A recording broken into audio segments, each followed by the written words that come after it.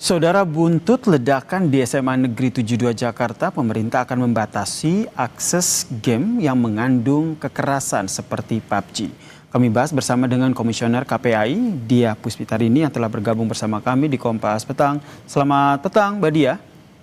Selamat petang, Mas Yasir. Mbak Dia, kejadian di SMA Negeri 72 menjadi sorotan kita semua, tidak terkecuali pemerintah. Ini dari istana juga akhirnya sudah menyatakan bahwa akan membatasi game-game yang mengandung kekerasan seperti PUBG. Menurut Anda, apakah langkah ini betul-betul akan bisa mencegah kejadian ini terulang kembali? Ya, yang pertama saya mengapresiasi ya istana sudah mengambil sikap ya dalam hal ini dan juga merespon, salah satunya adalah dengan akan memblokir game tersebut. Sebenarnya kalau kami boleh meminta, tidak hanya game itu saja, karena KPAI sudah mengkaji beberapa hal terkait beberapa game online yang itu sangat mempengaruhi anak-anak kita. Tidak hanya anak-anak yang mereka terus bisa ini ya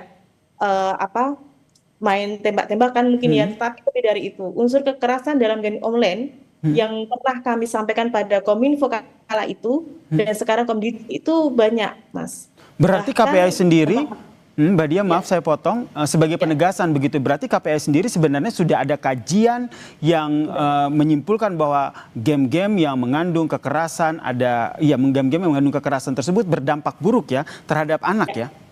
ya, ya. Bahkan dua game yang tidak tersebutkan tadi oleh Mas Yasir itu sudah pernah kami sampaikan karena ini mengandung unsur suicide ya. Beberapa anak melakukan suicide itu yang kami tangani tepat membuka game tersebut ya, aktif di game tersebut. Terus ada juga unsur kekerasan yang lain yang juga didapat dari beberapa game online yang lain ya. Jadi kalau kami sebenarnya sudah memetakan beberapa game online yang memang ini sudah warning nih harus segera ditutup sesegera mungkin gitu. Kenapa? Karena ini sangat berdampak luas pada anak-anak kita. Anak-anak kita hari ini belajar dari apa pembiasaan yang dia lakukan. Nah, masalahnya adalah anak-anak kita ini sangat biasa main game gitu ya. Jadi jadi kalau misalnya kemudian mereka belajar dari game dan akhirnya dilakukan di kehidupan yang nyata, ya nyatanya sekarang terjadi kan gitu. Kajian dari KPI dampaknya seluas apa, separah apa, sehingga KPI sendiri juga sebenarnya jauh-jauh sebelum kejadian ini sudah menyuarakan untuk membatasi anak-anak untuk bermain game-game yang mengandung kekerasan. Yang pertama adalah unsur kekerasan itu sendiri, Mas. Jadi pernah tahun 2023 itu kami menangani kasus di mana anak ini membuli temannya, perundungan temannya dengan sesuatu yang di luar nalar kami begitu saat itu. Nah, ternyata mereka terinspirasi dari salah satu game, ya.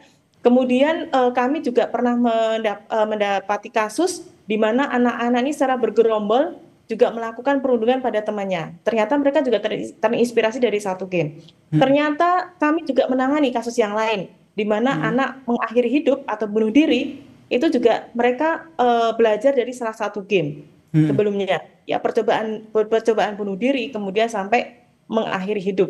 Nah, bahkan kami juga, ini mohon maaf kami sampaikan, tahun 2024 ya, bagaimana anak-anak itu bisa turun aksi ke jalan, itu kan kami analisis juga karena salah satu game.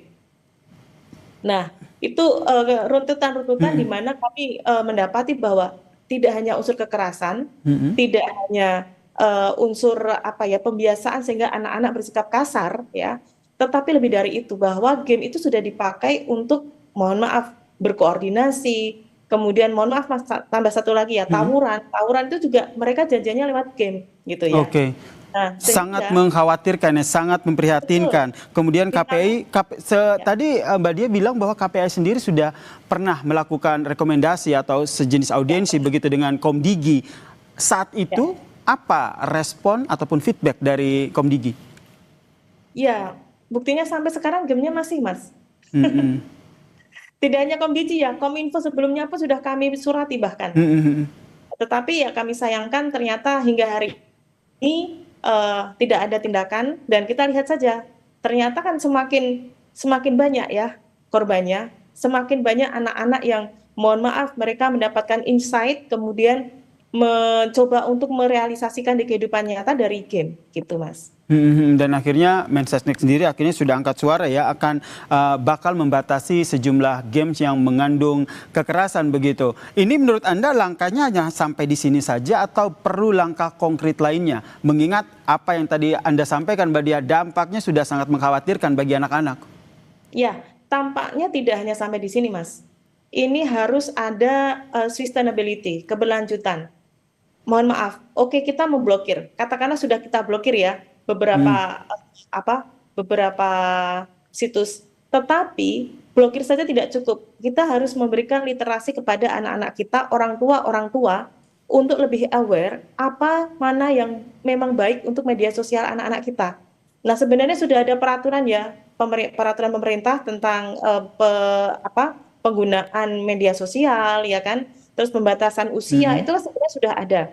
Hanya saja sampai hari ini itu implementasinya masih kurang Mas. Jangankan implementasi ya, sosialisasinya juga masih kurang.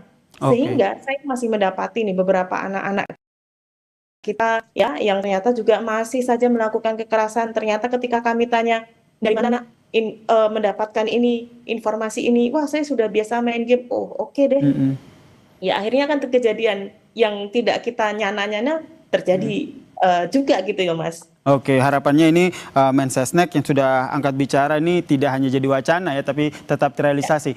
Kita ke kasus yang tengah terjadi. Ini KPAI sendiri juga melakukan pendampingan terhadap korban ledakan hingga saat ini juga masih dirawat. Bagaimana pendampingan yang dilakukan KPAI terhadap korban ledakan ini? Ya, setelah kemarin kami turun hampir tiap hari Mas ya, dan hari ini juga beberapa teman-teman KPAI juga turun di sekolah dan di rumah sakit juga. Kami memastikan hari ini proses belajar mengajar. Kami pantau Mas, hari ini anak-anak semua mendapatkan pendampingan dari HIMSI ya secara online. Kemudian hari ini dokter-dokter psikolog kepolisian itu sudah mulai turun ke rumah sakit ya, menemui anak-anak yang masih dirawat. Kemudian per hari ini juga kami sudah cek UPTD PPA dengan tim psikolog dan juga tim psikolog dari Puskesmas sudah turun ke rumah-rumah di mana anak-anak sedang dirawat jalan. Baik. Jadi kalau kami melihat hari ini sudah mulai berjalan, dan kalau tadi disampaikan guru-guru ke sekolah, karena memang ada guru-guru pendampingan untuk guru ya, pendampingan trauma untuk guru, terutama 17 guru, kemudian 35 guru yang lainnya, 25 guru yang lainnya itu juga mendapatkan pendampingan, tetapi berbeda dengan 17 guru yang terdampak.